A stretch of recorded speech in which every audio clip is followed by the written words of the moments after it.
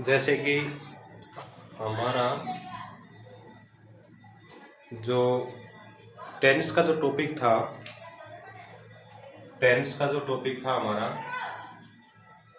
वो हमने कंप्लीट कर लिया बेसिक पार्ट, जिसमें बेसिक से स्टार्ट किया तो भाई प्रेजेंट इंडेफिनिट से स्टार्ट किया, फिर प्रेजेंट इंडेफिनिट के बाद हमने present continuous, present perfect continuous, past indefinite, past continuous, past perfect continuous, future indefinite, future continuous, future perfect continuous. ठीक है, तो ये हमारे जो टेंस का जो टॉपिक था, जो बेसिक पार्ट थे, वो हमने पूरी तरह कवर कर लिए। तो अब हमारा जो टॉपिक रहेगा वो वॉइस पे है। अब वॉइस का, इसमें किस प्रकार के वाक्य बनते हैं, इसको पढ़ने की आवश्यकता क्यों है, काम क्या है, किस लेवल पे यह काम आता है। तो इंग्लिश के अंदर टेंस एक बेसिक टॉपिक होता है। तो बेसिक टॉपिक जैसे ही हमारा कवर हम कर पाते हैं, तो टेंस के साथ यदि हम वॉइस टॉपिक को क्लियर करते हैं, तो टेंस में और वॉइस में ज़्यादा कुछ फ़र्क नहीं है, इसमें कुछ ज़्यादा विशेष ऐसी बात नहीं है। क्योंकि टेंस के अंदर क्या होता है कि हमने अभी तक आपको जो पढ़ाए वो देखो, वॉइस जो है एक तो होता है एक्टिव और एक होता है पैसिव। ठीक है, तो टेंस के अंदर जितने भी चीज़ हमने करवाई अभी तक एक्टिव, तो वॉइस में क्या पढ़ेंगे हम कि उनको पैसिव फॉर्म में कैसे कन्वर्ट करें। ठीक है भाई, उनका पैसिव कैसे बनाए। तो वॉइस को पढ़ने का मेन जो बात कहूँ मैं आपसे, तो वॉइस जैसे ही हम पढ़ेंगे तो उसके साथ हमारा टेंस भी स्ट्रॉन्ग होगा, क्योंकि सारे एक्टिव के जो वाक्य हैं वो हमारे पूरे टेंस के रहेंगे, फिर उनको पैसिव में हमको कन्वर्ट करना पड़ेगा। तो वो कैसे करते हैं, तो वो चीज़ हम सीखेंगे। तो सबसे पहले मैं बात करूँ तो उम्मीद तो ये करता हूँ कि भाई आप सभी अच्छे होंगे और लगातार हमारी वीडियो को देख रहे होंगे, चैनल को सब्सक्राइब भी कर रहे होंगे। अब तो काफ़ी बच्चे वीडियो देखते हैं। तो अभी देखिए, वॉइस जो है, वॉइस में क्या है, देखो भाई, वॉइस में एक तो है आपका एक्टिव वॉइस और दूसरा है पैसिव वॉइस। तो एग्जाम की दृष्टि से यदि हम बात करें, तो हमारा जो एग्जामिनर है, पेपर जो आता है हमारा, तो उसमें एक सेंटेंस दिया हुआ होता है। जैसे मान लो मैंने लिखा, ये मेरा एक सेंटेंस है, मैंने लिखा राम राइट्स ए लेटर।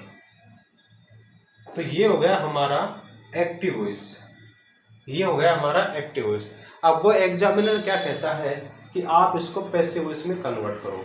अब इसमें कक्षा 6 से लेकर के कक्षा 10 तक, कक्षा 6 से 10 तक ये टॉपिक हमारा चलता है, एक्टिव और पैसिव वॉइस का।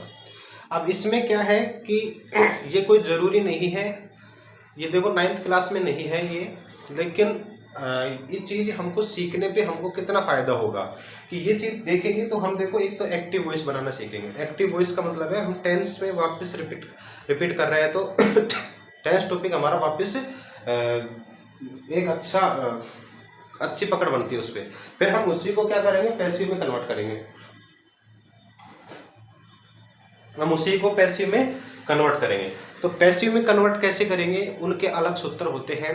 ठीक है, तो इसी वजह से टॉपिक हमने रखा गया है कि भाई एक्टिव, ये जनरल है, सबके लिए काम की चीज़ है। ठीक है, कोई ऐसा नहीं है कि भाई कक्षा 5 का विद्यार्थी भी बैठ के पढ़ने लग गया तो वो भी, ये सीधी सी बात ये है कि ये हमारी इंग्लिश को इम्प्रूव कराने के लिए बहुत ही फायदेमंद है। तो इसको हमने पढ़ा तो काफ़ी हद तक जो अब तक हमारी इंग्लिश में सुधार हुआ है, उससे आगे और भी अच्छा सुधार इस टॉपिक से हम कर सकते हैं। और एक टॉपिक और रहता है आपका नरेशन का, यानी जिसको आप बोलते हैं डायरेक्ट इनडायरेक्ट स्पीच। तो उसमें भी हमारा काफ़ी अच्छी इंग्लिश हम इम्प्रूवमेंट कर सकते हैं। तो हमारा तो मेन उद्देश्य ये है कि इंग्लिश को आप जितना ज़्यादा आप सीख सको उतना ज़्यादा सीखो। तो अभी जैसे मान लो मैं आपको एक थोड़ा सा बेसिक वो दूँ कि एक्टिव से पैसिव हम कैसे बनाते हैं, या फिर इसमें कैसे क्या होता है। तो देखिए ध्यान से, देखो मैंने लिखा राम राइट्स ए लेटर, इसका हिंदी हुआ राम एक पत्र लिखता है। अब ये जो बात थी वो देखो हमने एक टेंस में पढ़ा था, टेंस के अंदर भी हमने इस प्रकार के वाक्य देखे थे कि जब हम कोई भी काम करते हैं कोई भी काम हम वर्तमान में करते हैं तो वो हमारा प्रेजेंट इंडेफिनिट होता है। तो अभी इसमें देखो, अब इसकी पहचान, अब देखो भाई टेंस में तो हम पहचान किस प्रकार से करते थे, सूत्र को हमने देख लिया, समझ में आ गया, फिर ता है, ती है, ते है भी देख लिए वर्ब के बाद, वर्ब के अंत में, ठीक है। तो अब हमने क्या कहा कि यहाँ सिर्फ सूत्र से ही हम क्वालिफाई करेंगे, उसको सूत्र से ही हम आइडेंटिफाई करेंगे कि भाई हम किस सूत्र को इसमें हमने अप्लाई किया है और इसका हम पैसिव कैसे बनाएंगे। तो अभी एक बात बताइए, ये हिंदी को छोड़िए और अंग्रेजी पे आइए। Ram writes a letter. आप मुझे एक बात तो, राम आपका सब्जेक्ट है, राम सब्जेक्ट है। अब ये जो है राइट्स, ये क्या है, ये राइट जो होती है वो मेन वर्ब की फर्स्ट फॉर्म होती है। देखो मैं बताऊं आपको, WRITE, ये वर्ब की फर्स्ट फॉर्म है। अब हमने इसमें अंत में क्या लगा रखा है, एस, ठीक है। तो हमने क्या लगा दिया यहाँ पे एस, तो ये बन गया पूरा राइट्स, ठीक है। और फिर अंत में क्या आ गया, ए लेटर। देखो भाई ये मेन और फर्स्ट फॉर्म में एस है, ये हो गया आपका ऑब्जेक्ट। तो एक बात विशेष ध्यान देना कि पैसिव वॉइस के अंदर ऑब्जेक्ट का होना जरूरी है। भाई ये बात ये विशेष ध्यान देना कि पैसिव वॉइस के अंदर ऑब्जेक्ट का होना जरूरी है। अब ऑब्जेक्ट होना क्यों जरूरी है, तो आइए देखिए समझिए। पहले तो आप एक बात बताइए, ये हो गया सब्जेक्ट। देखो पहले इसका सूत्र बनाओ, पहले सब्जेक्ट के बाद इसमें क्या आ रहा है, मैन वर्ब की फर्स्ट फॉर्म, मैन वर्ब की फर्स्ट फॉर्म में क्या आ रहा है, एस, तो आ रहा है ना एस। उसके बाद क्या आ रहा है, ऑब्जेक्ट। अब बताओ ये वाला जो स्ट्रक्चर है, ये स्ट्रक्चर मैंने आपको प्रेजेंट इंडेफिनिट टेंस में पढ़ाया था, नहीं पढ़ाया था? याद करिए वो दिन जब हम पढ़ रहे थे प्रेजेंट इंडेफिनिट टेंस और हम सीख रहे थे कि फर्स्ट सब्जेक्ट के बाद मैन और फर्स्ट फॉर्म में एस या ईएस जोड़ करके ऑब्जेक्ट लगा करके हम प्रेजेंट इंडेफिनिट टेंस के वाक्यों की अंग्रेजी बना पाते हैं। आ गया याद? तो अभी देखिए हमने यहाँ पे क्या लगा दिया, एस, क्या लगा दिया, एस। अब एक बात बताओ कि हम यहाँ मैन वर्ब की फर्स्ट फॉर्म में एस और ईएस कब लगाते थे, सिंगुलर सब्जेक्ट के साथ। ये चीज भी मैंने आपको पढ़ाई थी। और एक सिस्टम ये था कि सब्जेक्ट के बाद हम मैन वर्ब की फर्स्ट फॉर्म के बाद क्या लगा देते हैं, ऑब्जेक्ट। ये था हमारा प्लूरल सब्जेक्ट के लिए। भाई यहाँ पे कोई प्लूरल सब्जेक्ट होगा, जो हमारा सब्जेक्ट होगा, सब्जेक्ट यदि प्लूरल होगा तो मैन वर्ब फर्स्ट फॉर्म के साथ हम कुछ नहीं लगाएंगे और हम क्या लगा देंगे, ऑब्जेक्ट। ये बात थी ना। यदि सब्जेक्ट हमारा सिंगुलर रहता है, यदि हमारा सब्जेक्ट जो है वो सिंगुलर रहता है, तो हम क्या करते थे कि सिंगुलर सब्जेक्ट के बाद मैन और फर्स्ट फॉर्म में एस और ईएस लगा देते थे। तो अभी देखो पैसिव वॉइस में क्या करना पड़ेगा हमको, पैसिव वॉइस में हमको क्या करना पड़ेगा। तो मैंने आपको एक सूत्र दिया और सूत्र मैंने ये दिया कि यदि आपका एक्टिव वॉइस आपका इस फॉर्मेट में है, एक्टिव वॉइस आपका इस फॉर्मेट में है कि उसने सब्जेक्ट के बाद मैन वर्ब कि फर्स्ट फॉर्म में एस और ईएस और ऑब्जेक्ट दिया है, तो आप इसका पैसिव वॉइस कैसे बनाएंगे। तो पैसिव वॉइस बनाने के लिए पहले आप लगाएंगे ऑब्जेक्ट, और ऑब्जेक्ट के बाद क्या लगा देंगे, इज एम आर। ध्यान से सुनना भाई बात को, क्या लगा देंगे, इज एम आर। उसके बाद आप लगा देंगे मैन वर्ब की थर्ड फॉर्म, ठीक है। और उसके बाद क्या लगा देंगे भाई आप, बाई। और फिर उसके बाद क्या लगा देंगे आप, सब्जेक्ट। तो मैंने मान लो ये ही फॉर्मूला दे दिया कि जब आपका एक्टिव वॉइस इस प्रकार से हो तो पैसिव वॉइस इस प्रकार से आप बना सकते हैं। तो ठीक है, तो जब मैंने ये दिया, ये देखो पूरी डिटेल में बात करेंगे, वॉइस टॉपिक पे पूरी डिटेल में बात करेंगे। मैं बताऊंगा भाई किन किन एक्टिव वाक्यों को, किस किस टेंस के एक्टिव वाक्यों को हम पैसिव में कन्वर्ट कर सकते हैं, उनके क्या क्या नियम होंगे, कैसे हम उनको बनाएंगे, ये पूरी चीज हम आपको बताएंगे। लेकिन ये तो बेसिक सा एक ऐसा है कि भाई हमने आज ये इंट्रोडक्शन दिया है कि हम इस टॉपिक पे बात करेंगे और इसको हम सीखने का प्रयास करेंगे इसको, ठीक है। तो वो मैंने एक बेसिक सा आपको बात बताया। तो मैंने जैसे मान लो ये दे दिया, आप क्या करेंगे, ठीक इस वाले वाक्य को, यानी जो आपका एक्टिव वॉइस में ये दे रखा है कि भाई सब्जेक्ट, ये फॉर्मेट है, मान लो ये फॉर्मेट है कि इस फॉर्मेट पे यदि आपका एक्टिव वॉइस है तो पैसिव वॉइस में कन्वर्ट करेंगे इस फॉर्मेट से, यानी इस तरीके से आपको पैसिव वॉइस में बनाना है। तो बताओ आपको यहाँ पे ऑब्जेक्ट पे फोकस करना पड़ेगा, नहीं करना पड़ेगा, करना पड़ेगा, नहीं पड़ेगा, पड़ेगा ना भाई। तो पहले क्या करना पड़ेगा, ऑब्जेक्ट, और ऑब्जेक्ट के बाद इज एम आर में से कोई एक, उसके बाद मैन वर्ब की थर्ड फॉर्म, फिर क्या लगाएंगे, बाई प्लस सब्जेक्ट। तो कहने का मतलब क्या हुआ कि जब हम एक्टिव से पैसिव वॉइस बनाएंगे तो पैसिव वॉइस में जहां एक्टिव में हम पहले सब्जेक्ट लिखते थे, वहां पैसिव में हमको पहले ऑब्जेक्ट की आवश्यकता पड़ेगी। किसकी आवश्यकता पड़ेगी, ऑब्जेक्ट की आवश्यकता पड़ेगी। इसको डिटेल में अगले वीडियो में समझेंगे, पहले इसको देखिए। तो हमारा ये देखिए सब्जेक्ट के बाद मैंने फर्स्ट फॉर्म में एस या ई एस, तो यहाँ पे एस था, वो अलग टॉपिक हम बता दिया भाई एस क्यों आया यहाँ पे, क्योंकि हमने बता दिया कि S double S C H X S H ये होते हैं, तो हम ई एस लगाते हैं, अन्यथा एस लगाते हैं, ठीक है। तो सिंगुलर सब्जेक्ट था, एस लगा दिया हमने। तो उसके बाद क्या लगा दिया हमने ऑब्जेक्ट, मतलब ये था एक्टिव वॉइस पैसिव वॉइस ये बनाएंगे। तो भाई यहाँ पे पहले ऑब्जेक्ट देखो, पहले ऑब्जेक्ट आएगा पैसिव वॉइस में कन्वर्ट करने के लिए, क्या आएगा ऑब्जेक्ट। ऑब्जेक्ट क्या था, ए लेटर। तो बताइए मैं पहले इसको बनवा देता हूँ। तो देखो भाई पहले पैसिव वॉइस में क्या आएगा, इसको ऑब्जेक्ट उठा के यहाँ पे लेके आएंगे ए लेटर। अब आप एक बात बताइए, मैंने आपसे कहा था कि सिंगुलर के साथ इज लगाते हैं, प्लूरल के साथ आर लगाते हैं, और आई के साथ क्या लगाते हैं, एम लगाते हैं। तो बताइए ए लेटर का मतलब क्या हुआ, एक पत्थर। तो एक पत्थर सिंगुलर हुआ तो सिंगुलर के साथ क्या लगा देंगे, इज। तो यहाँ पे क्या आ गया, इज, ए लेटर इज।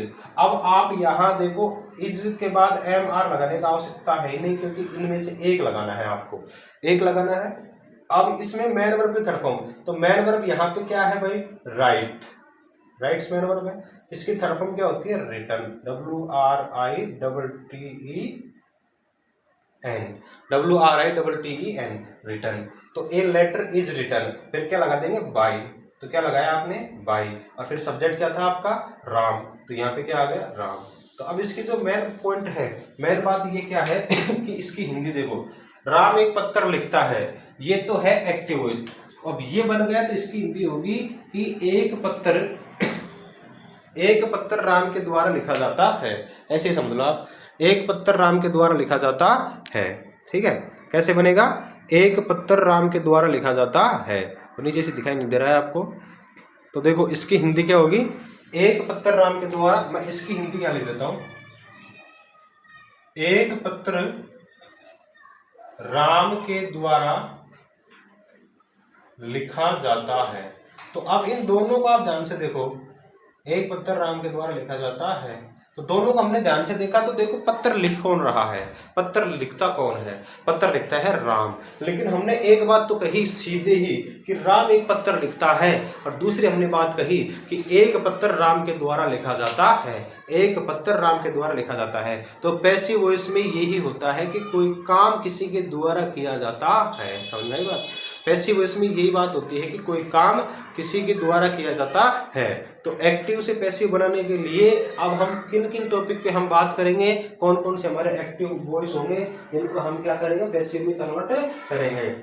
उनकी हिंदी क्या होगी, उनके स्ट्रक्चर क्या होंगे, वो सारी चीज मैं आपको अगले वीडियो में मैं बताऊंगा कि वॉइस टॉपिक पे हम इन टेंस के अंदर बात करेंगे, और इनका हम पैसिव वॉइस में इनको इस उनके सूत्र लगा लगा के कन्वर्ट करेंगे, और फिर हम टेंस को मजबूत करेंगे। तो ये था हमारा प्रेजेंट इंडेफिनिट का टेंस, इसमें आप इस प्रकार से आप बनाएंगे। तो अब ध्यान से रखना कि भाई वॉइस की हम शुरुआत वापस करें, अगले वीडियो में पूरी टॉपिक पे बात करेंगे, पूरी बेसिक नॉलेज पे। लेकिन ये सिर्फ आपकी इन्फॉर्मेशन के लिए था कि अब टेंस के बाद हमारा टॉपिक रहेगा वो रहेगा वॉइस का। तो अच्छी बात यह है कि आप जिसके पास भी वीडियो जाता है तो आप नोट्स बनाइए, चीज़ों को सीखिए, और जैसे जैसे हम आपको पढ़ाते जाते हैं वैसे वैसे आप पढ़िए, और आपकी इंग्लिश को एक अच्छे लेवल तक इम्प्रूव करिए। तो उम्मीद यही करता हूं मैं कि अब हर टॉपिक पे आपको वीडियो बना के दूं और अच्छी प्रकार से उनको समझाने का प्रयास करूं। तो बने रहिए हमारे साथ, चैनल को सब्सक्राइब करिए, वीडियो को लाइक और शेयर ज़रूर करते रहिए। और आप कमेंट में कुछ लिखते नहीं हो तो कितना कुछ समझ में आता है, या फिर कोई भी आपके सस्पेंस रहता है ऐसे कि भाई इसमें हमको ये दिक्कत आई, तो उसको आप कमेंट में हमें बता सकते हैं, ताकि वो आपकी जो प्रॉब्लम है हमारे तक आ सके और हम उनको और अच्छे प्रकार से उनको हैंडल कर सके, सही कर सके। ठीक है, तो आप बने रहिए हमारे साथ। हम नेक्स्ट वीडियो में बताते हैं बेसिक पूरा वॉइस, और हम किस किस टॉपिक पर बात करेंगे। तब तक के लिए धन्यवाद।